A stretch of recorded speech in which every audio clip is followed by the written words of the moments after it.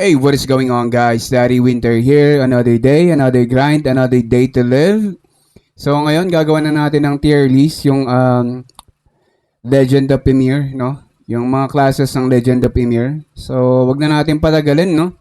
So we just confirmed na i-release din yung bagong class na kaka-release lang sa Korean server, no? So ito nga yung Archer. So ito siya. So last time I check, wala pa siya, no? Apat pa lang yung yung mga nandito. So andun yung Berserker, Scald, Volva, at saka yung Warlord. So wala pa to, no? Pero ngayon, after nung release date nila kahapon ng Legend of Ymir, which is 28th of October na nga, no? Malapit na malapit na. It's just around the corner, guys. So, ayan, sana magkita-kita tayo in-game, no? So, ayun na nga. So, later on, magre-recruit na tayo ng mga, mga member. So, for as long as active, low spender, mid spender, or whale, no? It doesn't matter for as long as i-enjoy natin yung laro, no? So, sana walang mga intro boys, no? Na katulad natin syempre. Mga intro boys, 2K per day, no?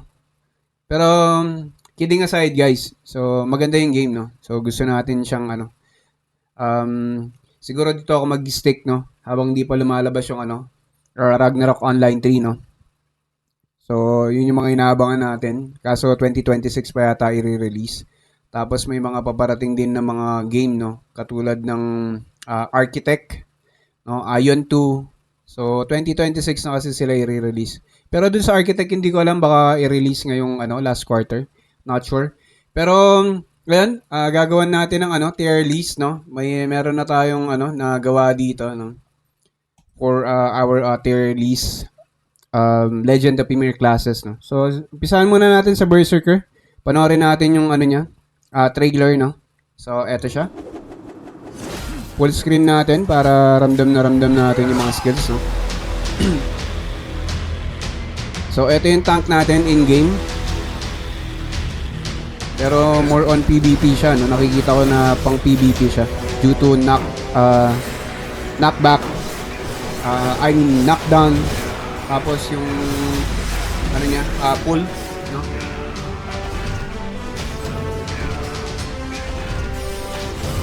Yung damage reduction capabilities niya, no? So nakita natin na meron siyang axe at saka shield. So yun yung main weapon.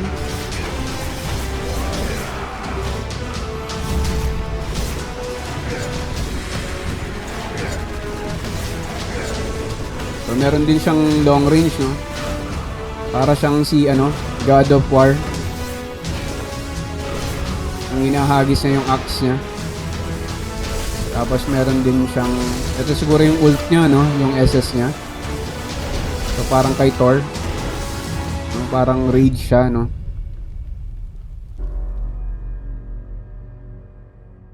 Okay.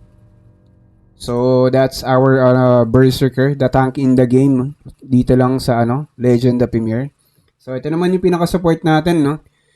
Palagi ko later in the game, ito yung pinaka-magiging tank, no? Scald. So tara, ito yung support natin sa in-game. So meron siyang heal, meron siyang party buffs, no?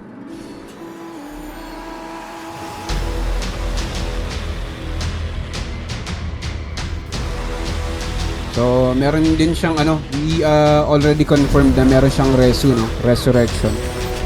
So parang sa Mirror 4, ito yung Tawis, no?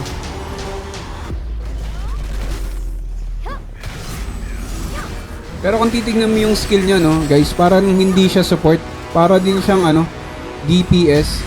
I mean, kung magiging support ako tapos ganito yung DPS mo sa akin, parang hindi siya DPS, guys. So ayan, no. We just confirmed, no. So, nireso niya yung kakampi niya. That's Song of Valhalla.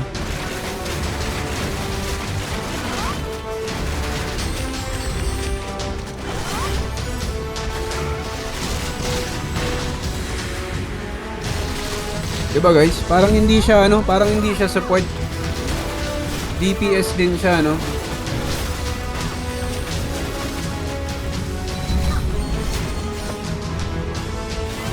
Ito bali yung pinaka-SS niya.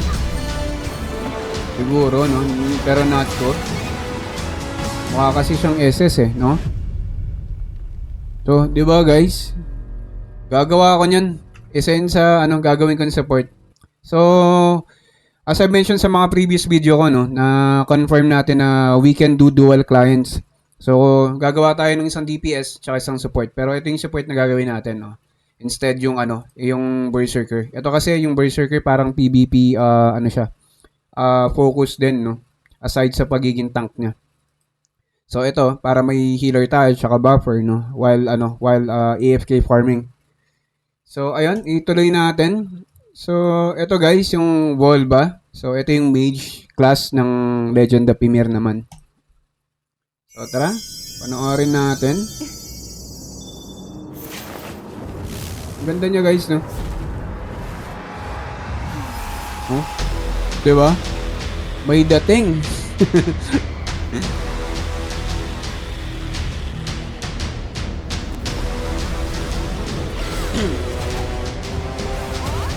So yung dodge niya guys, no? Nagte-teleport siya. Oh, 'di ba? Isa pa. Tingnan mo, magte-teleport siya, 'di ba? Yun bali yung pinaka ano niya, pinaka dodge niya, no? Or I'm not sure kung dodge ba yun or kasama yun sa skill niya, no? Kung kasama yun sa skill niya, I mean, tapos may dodge pa siya, no?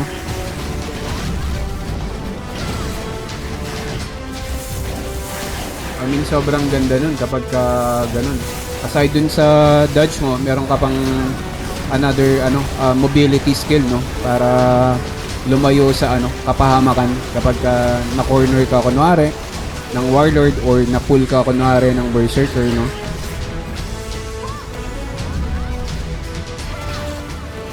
Or if ever mahahagip ka man sa sa skill or ultimate ng isang boss, no? So pwede kang mag-dodge.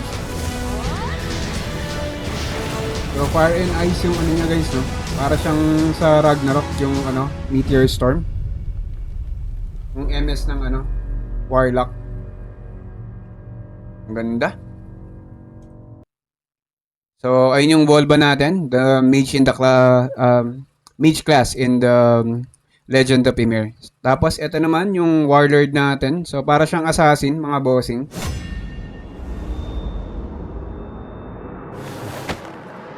So baka ito yung gawin ko, no?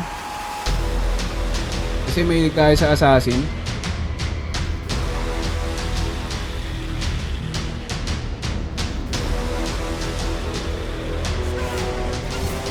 So dual spear yung niya, weapon niya, no? Tapos yung mga skill niya puro dash, no? Tapos knockdown.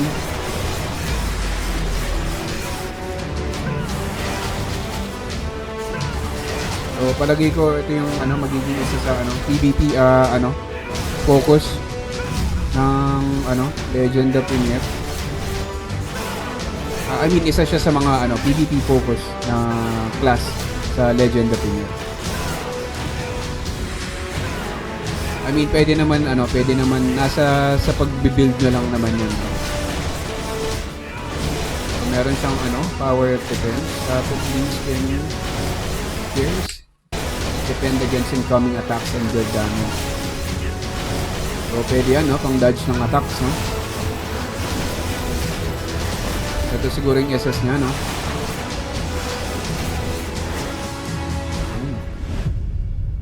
Ang ganda. Ang ganda, mga bossing.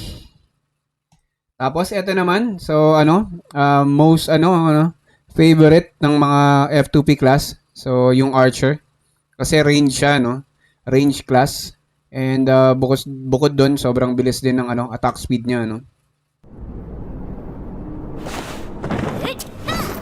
Maganda kasi yung range class for farming, mga boss. Lalo na sa early days, alam na alam yan ng mga ano, MMO legends dyan, no? Ng mga MMORPG intro boys natin dyan, no? Alam na alam nila tong mga class na to. So, naranasan natin yan, no? Sa Nightcrawler. Kasi bago ka pa makalapit, pinatay na ng ano, sniper yung target mo, no? As a melee class. So, para siyang may black hole, no? Na skin. So, igupin sila nung ano, yung parang black hole na yun. Ganda ng effects, no? Oh? Ang bilis ng ano niya, guys. Ang bilis ng with dodge. Yung piercing arrow. Dodge ba yun? Or hindi. Ano yun? Sama lang sa effects. Para ko dinodge yun lang.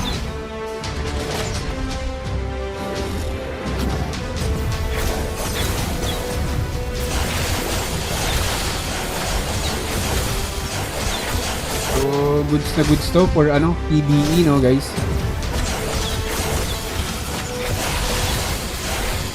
Sa PvP, PBE capabilities niya, guys. Wala tayong masabi. Talagang, ano siya, farming centric, kumbaga.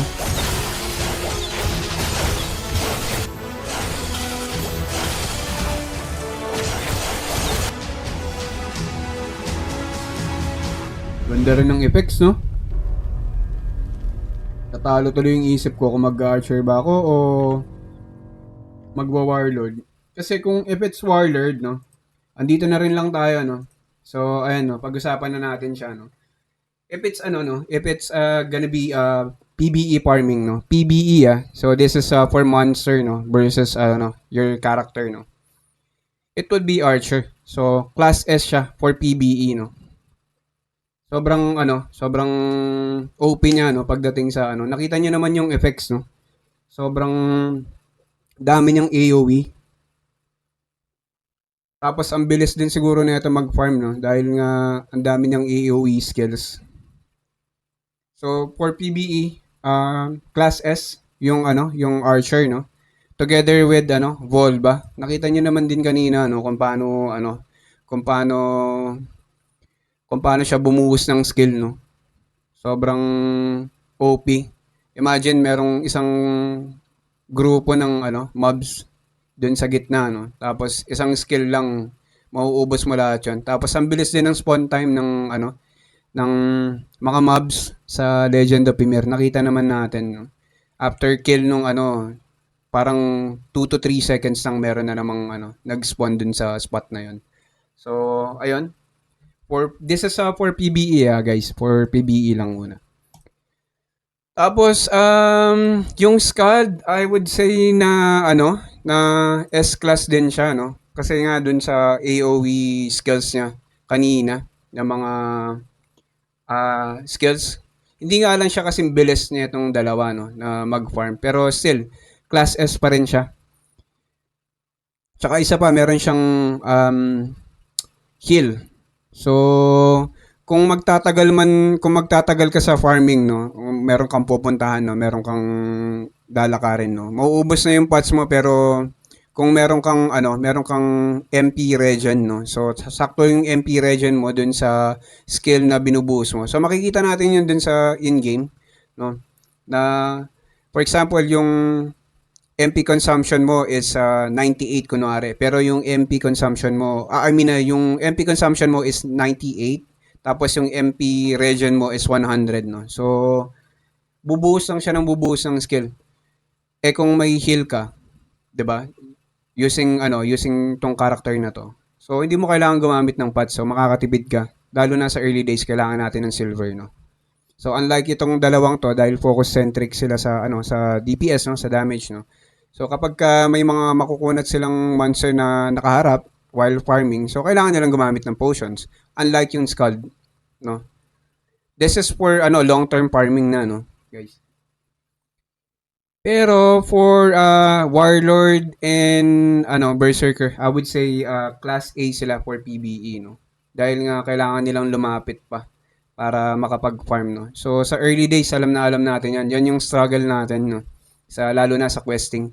Hindi tayo makahataw no? Di tayo makahataw ng isang mobs. Eh, isipin mo, ang daming ano doon, ang daming long range doon. May Volba doon, may Scald doon, may Archer doon, no? Bago ka pa lumapit doon sa ano, boss, mababad trip ka eh, kasi patay na yung mobs. So, this is for PBE, no? So, etong tatlo, Archer, Archer, Volba, Scald. So, sila yung, ano, S-class natin for PBE. And, Class A naman, Tier A naman yung, ano, Warlord and, Berserker. Okay. So, for PvP naman, no? Unahin naman natin yung, ano, Berserker. So, nakita naman natin, no? Kung gaano kakunat yung, ano, Berserker. Nakita naman natin yung, ano, capabilities niya, no? To knock down opponents and, to, ano, sanggahin yung, ano, atake ng kalaban, no? So, gamit yung shield niya. So, I would say na S tier sa PvP, yung Berserker together with Warlord, no. Hindi lang naman dahil dun sa ano sila, dahil sa stats nila, no, or dun sa build nila, no. Dahil din dun sa mga skills na ano build sa kanila. Kasi yun yung ano eh, kumbaga PvP focus talaga sila. Ito yung mga class na um, ginawa sila for PvP, no. So, ano yun din natin yan, i-check din natin yan sa Korean server, no. We can also see here na yung Warlord, no, top 1 siya sa Korean server, no. And this is a real-time, ano, real-time world ranking sa Korean server. So, eto, Warlord, Scald, no, Berserker. So, meron din dito, mga Archer, no, guys. So, this is, ano, combat power. Tapos, Warlord. So, puro Berserker, no? Berserker tsaka Warlord yung mga nakikita natin. Kasi nga, sila yung ano, PvP-centric ng ano game. So, itong Archer, matik na yan. Kasi alam naman natin, no? Sobrang bilis mag-farm ng mga yan. So, makaloot lang yan ng mga item, no? Mga epic items, no? Tapos ibenta nila sa market. So, sagrado yung ano nila, yung progression nila, no? Power score progression. So far wala pa tayong nakikitang Volba. Eto, speaking, Volba, no, nasa rank 40 siya. So 383,000 yung ano niya. Combat power niya dito sa ano. So eto, Volba. Pero syempre no, di natin alam kung ano yung baka mag-iba sa ano no, mag-iba yung tawag dito yung meta no sa global server. Hindi pa rin natin masabi pero this is ano real-time ranking sa Korean server. So ayun, tuloy lang natin. Archer siguro 8 year. So nakita natin no kung gaano siya ano, kung gaano yung mag ano, umakyat or ano exceed ng progression yung ano Archer sa Korean server no. This is backup with ano Korean server. Etong tier list ano natin review natin no. So Volba siguro sa V, this is for PvP no. So yung Scald siguro sa A din. So ayan. Siguro next natin for review dungeons naman no, dungeons. So unahin natin tong Scald. So I would say na S tier siya since buffer nga siya, no? Buffer, tapos may resu, tapos may heal pa, no? So, kailangan na kailangan natin yan. So, yung mga ano, yung mga malalaking guilds, so magagawan yung mga yan sa mga ano, sa mga scald. So, kailangan na kailangan to, lalo na sa mga ganitong ano, PvE, world boss, sa mga dungeons, no? So, kailangan natin ng healer, kailangan natin ng buffer. So, kaya nga, ano gagawa ko ng sarili kong ano, scald sa in-game. So para hindi tayo mahirapan, no. For example, wala tayong scald sa party. So ako mismo meron akong sariling support ko. So ayun. PBE, I would say itong Berserker S-class din siya, no. So dahil nga kailangan natin ng maglulure sa, for example, sa boss, no. Kailangan natin ng sasalo nung damage para tayo makapag-deal tayo or makapag-dish tayo ng um, damage dun sa boss para mapatay natin siya ng mas mabilis, no. Kailangan natin ng tank syempre. Tapos itong Warlord, I would say I would say B. Hindi kasi siya ganun ka hindi kasi siya ganun ka not unless siguro whale ka, no. So pwede pa rin ilagay natin sa A yung warlord for dungeons, world boss, no. Kasi ang mga world boss kasi at saka mga dungeons, yung mga boss niyan merong mga AoE skills eh. So kailangan nating lumapit para makapag-deal tayo ng damage. And of course, kapag release sila ng ult or nag-release sila ng skills nila, no, kailangan natin lumayo. Dahil nga tayo, no, usually sa mga ganitong class, glass cannon yung tawag, no. So parang archer. So itong archer sa S-class pa rin siya, no, dahil sa damage dealer siya and long range nga, no. So kapag ka merong katulad nun yung sinabi ko sa warlord, no, kapag ka release ng skill yung boss, so makakapag-out tayo agad, unlike yung warlord. And Bolba syempre S-class yan pagdating sa PBE, no. So wala tayong masabi. Lahat ng skills niya, no, talagang for